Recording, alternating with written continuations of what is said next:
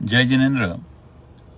माझी सगळ्या राजकीय पक्षांना विनंती आहे की HND बोर्डिंगचा जो जैन समाजाचा लढा आहे तो कुठल्याही राजकीय पक्षाच्या विरोधात जैन समाजाचा नाही.